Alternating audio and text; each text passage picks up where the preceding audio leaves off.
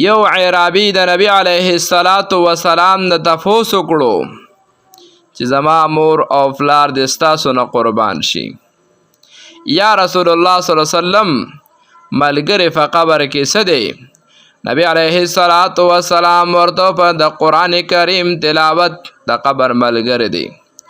بیا راوي تپوس وکړو چې یا رسول الله صلی الله علیه وسلم په قبر کې رڼا څه دی؟ نبی علیه السلام وفرمایل چې په شپه او ورځ کې 5 وخته لمونځ کول. راوي بیا تپوس وکړو نبی علیه السلام په قبر کې پر څه شی دی؟ نبی علیه السلام وفرمایل چې په دنیا کې نیک عمل دا د انسان دپاره په قبر کې فرش دی. راوي بیا تپوس کوي نبی علیه السلام نه تپوس وکړو چې خزانه د قبر څه شی دی؟ نبی علیه السلام وفرمایل چې لا اله الا الله محمد رسول الله.